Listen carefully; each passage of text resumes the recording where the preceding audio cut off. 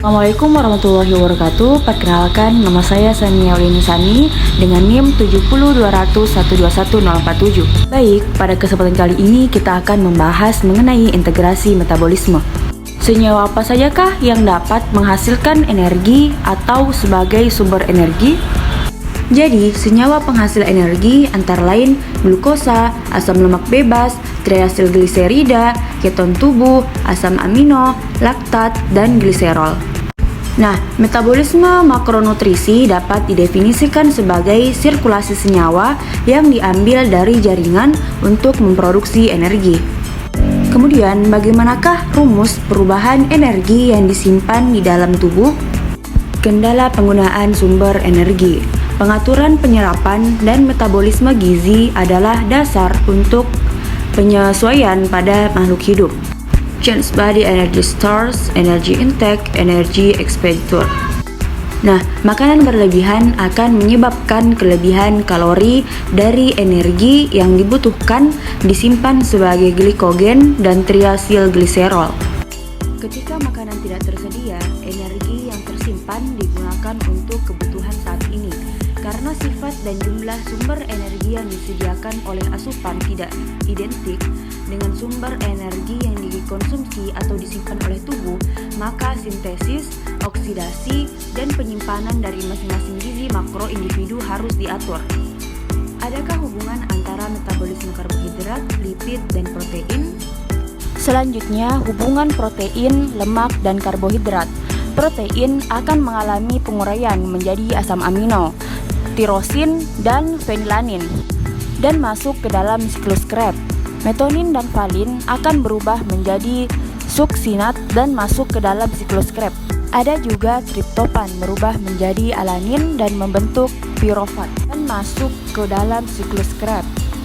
Kemudian karbohidrat diubah menjadi glukosa akan mengalami proses glikolisis yang dimana sebelumnya terbentuk pirofat akan dibentuk senyawa yang bernama gliseraldehyde fosfat dan terbentuk pirofat.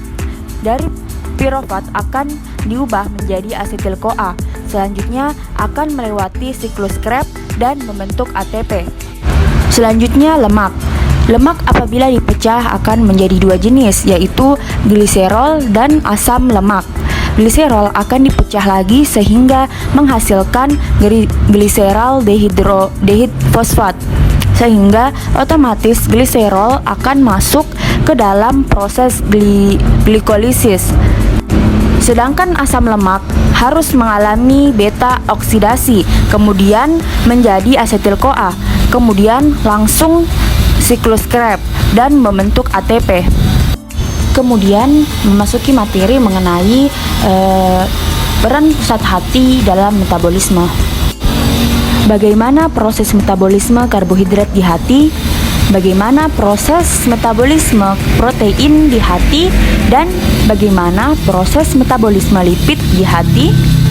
Nah, proses metabolisme karbohidrat di hati. Yang pertama, liver glikogen. Glukosa fosfat dalam hati akan mengalami proses glikolis dan membentuk pirufat. Kemudian membentuk asetil-CoA, di mana asetil-CoA dapat menghasilkan kolesterol asam lemak dari asetil-CoA menuju ke siklus Krebs dan menghasilkan energi atau ATP. Kemudian proses metabolisme protein. Asam amino di dalam hati membentuk pirufat akan menghasilkan glukosa. Dari pirufat akan menuju ke asetil-CoA dan menghasilkan asam lemak dan lipid. Kemudian masuk ke dalam siklus Krebs dan menghasilkan energi atau ATP, serta menghasilkan glukosa dan glikogen. Proses metabolisme lipid. Asam lemak di dalam hati mengalami beta oksidasi dan kemudian membentuk asetil-CoA, di mana asetil-CoA menghasilkan kolesterol dan body keton. Dari asetil-CoA menuju ke siklus Krebs dan menghasilkan energi. Sumber penghasil energi bagi tubuh yaitu endogen dan eksogen. Endogen berasal dari jaringan baik dari cadangan di tubuh. Kemudian eksogen berasal dari diet. Nah, endogen menyimpan sumber energi dalam tubuh, yaitu glikogen atau triasilgliserol, dan metabolisme sumber energi lainnya seperti laktat atau keton tubuh. Nah, untuk karbohidrat terbatas hingga 350 gram pada orang dewasa dan triasilgliserol bisa jadi melebihi batas. Metabolisme jaringan spesifik makronutrisi. Perbedaan jaringan, perbedaan karakteristik, pola penggunaan, penyimpanan, dan pengeluaran makronutrisi. Siklus makanan puasa atau metabolisme khusus jaringan selama siklus feed fast. Yang pertama, keadaan makan yang berlangsung sekitar 3 jam setelah makan tertelan. Yang kedua, keadaan awal puasa yang terjadi sekitar 3 jam sampai 18 jam.